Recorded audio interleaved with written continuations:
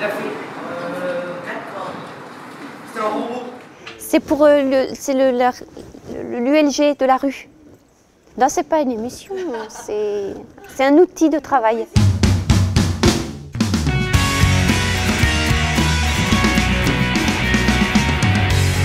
On est tous face au même constat qu'il faut qu'on fasse participer les citoyens. S'ils ne sont pas acteurs des évolutions, ça ne marchera pas. Dans un premier temps, on va revenir sur le diagnostic en marchant qu'on a fait tous ensemble la semaine en mois d'octobre.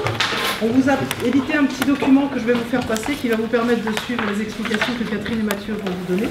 Il se trouve qu'il y a 3 ans, j'ai initié une première réunion de concertation avec les habitants.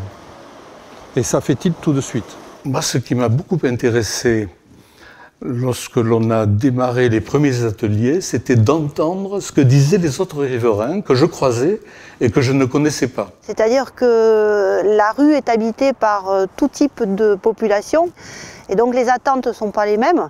Le fait de débattre et de mettre en commun nos idées et notre manière d'appréhender le bâti aussi, ça peut faire évoluer les projets dans le bon sens.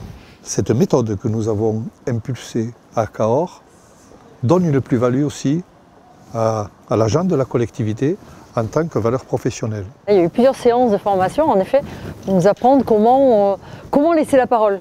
Oui, ça, par exemple, c'est quelque chose d'excessivement compliqué. Les laisser s'exprimer sans avoir le réflexe de rapidement dire « Ah oui, non mais là, ça, c'est pas possible. Ça, c'est juste pas possible. » C'est-à-dire qu'à un moment donné, on sait pourquoi on fait les choses, quels sont les tenants, les aboutissants, quelles sont les contraintes aussi, tant techniques que budgétaires, et donc du coup on arrive à comprendre pourquoi on ne peut pas obtenir quelque chose tout de suite. C'est un peu de l'enfumage total, hein. C'est-à-dire on nous fait croire cette démocratie participative, de participer, mais en fait non, on ne participe pas du tout. Donc effectivement j'ai pas envie de, par ma participation, qui serait complètement passive, de cautionner quelque chose que je ne comprends pas et qu'on dit c'est le citoyen qui a cautionné, quoi. Ça c'est un petit peu le danger de ce genre de réunion. C'est vrai que c'est le risque. Qu'on peut être beau parleur et ne pas traduire dans les faits, ça serait un échec total. La concertation, c'est pas forcément la solution, la garantie qu'il va se passer quelque chose de mieux. Mais en tous les cas, faut le prendre comme une aide et comme un plus en fait sur l'enrichissement de la démarche, quoi. On peut toujours avoir des idées, ça c'est. Alors là, c'est. Oui, ça c'est facile. La concrétisation est plus compliquée. L'un des membres de l'atelier a dit « ça serait bien », comme ça, il a dit littéralement « ça serait bien qu'on puisse investir un espace en rez-de-chaussée dans la rue pour y créer une petite salle associative pour faire vivre l'esprit de village qui règne un peu encore dans cette rue ». Mon rêve pour cette rue, c'est qu'elle devienne piétonne, déjà, ça c'est sûr.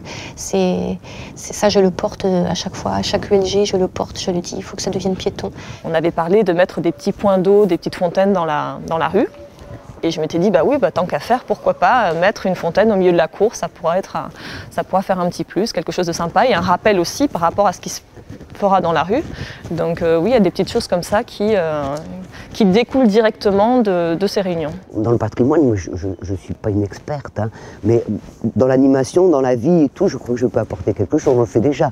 Moi, légitimité, j'en ai pas, à part le fait d'être acteur de cette partie haute de la ville. Et puis, j'en attends beaucoup parce que, il y a un gros établissement, beaucoup de jeunes. L'expertise qu'il nous apporte, c'est en effet l'expertise du bon sens du quotidien et de l'usage du quotidien.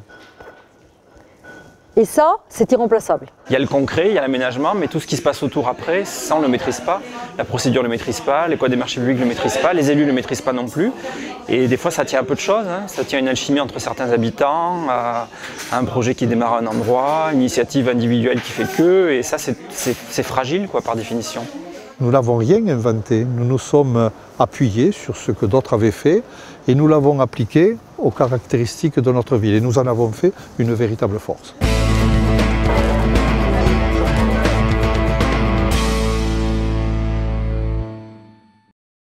De toute façon, les gens qui viennent ici cherchent une âme.